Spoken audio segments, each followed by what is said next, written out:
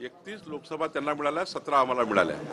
त्यावेळी Rahul Gandhi over confident झाले, महाविकास आघाडी over confident झाली आणि मोठ्या प्रमाणावर त्या ठिकाणी निवडणूक लढण्याचे जे त्या ठिकाणी काम असतं, जनसंवाद असतो, घरोघरी जाणे असतो, ते विसरून गेले आणि महाराष्ट्रामधल्या महायुतीवर जनतेने विश्वास केला, मोदींच्या कामावर जनतेने विश्वास केला आणि बघा की या ठिकाणी 2,50,00,000 मतं हे महाविकास आघाडीला लोकसभेत मिळाले होते आणि 2,48,00,000 मतं महायुतीला मिळाले होते।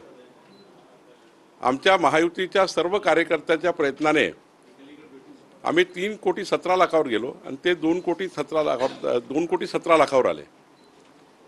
म्हणजे राहुल गांधी हे कळायला पाहिजे की आपले 33 लाख मतं कमी झाले, लोकसभेपेक्षा 33 लाख मतं कमी हे महाविकास आघाडीचे झाले। महायुतीचे 3,17,00,000 म्हणजे 69 लाख मतं वाढले। राहुल गांधीने तर अभ्यास केला पाहिजे की 2009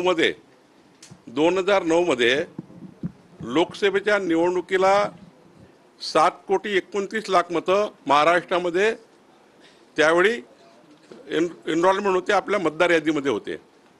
म्हणजे लोकसभेच्या 2009च्या मतदार यादीत 7,29,00,000 मतदार होते आणि 2009च्या विधानसभेला 30 लाख मतं वाढवून महाराष्ट्रामध्ये 7,59,00,000 मतं झाले होते।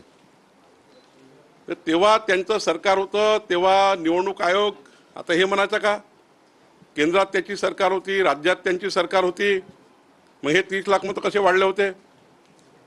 30 लाख मतं हे तेव्हाही निवडणूक आयोगाने घरोघरी जाऊन त्या ठिकाणी नोंदणी केली होती 2009 मध्ये आणि आत्ताही निवडणूक आयोगाने जे काही आम्ही या निवडणुकीच्या यादीमध्ये याद्या असतात त्या याद्या दुरुस्त केल्या गेल्या आहेत। आता कामठी विधानसभेमध्ये ते आरोप करतात, कामठी विधानसभेमध्ये त्यांच्या काँग्रेसच्या नेत्यांनी 17,000 मतं त्या ठिकाणी टाकलेले आहेत। म्हणजे कामठी विधानसभेच्या काँग्रेसच्या नेत्यांनी आपल्या बूथवरनं 17,000 मताची त्या ठिकाणी नोंदणी केली आहे। निवडणूक आयोगाने घरोघरी फिरून त्या ठिकाणी जो सबर्बन एरिया तयार झाला, बेसा, बेलतोर्डी, हुडकेश्वर, नरसाळा या भागातली नोंदणी केली आहे आणि त्यामुळे कामठी विधानसभेमध्ये सातत्याने प्रत्येक वेळी म्हणजे तुम्ही 5-4 निवडणुकी बघा, कामठी विधानसभा ही सबर्बन होत आहे। नागपूरचे लोक कामठी विधानसभेत राहायला येतात आणि त्यामुळे तिकडली आकडेवारी नेहमी वाढतं। 3 निवडणुकीची आकडेवारी 30,000 मतांनी वाढलेली आहे आणि त्यामुळे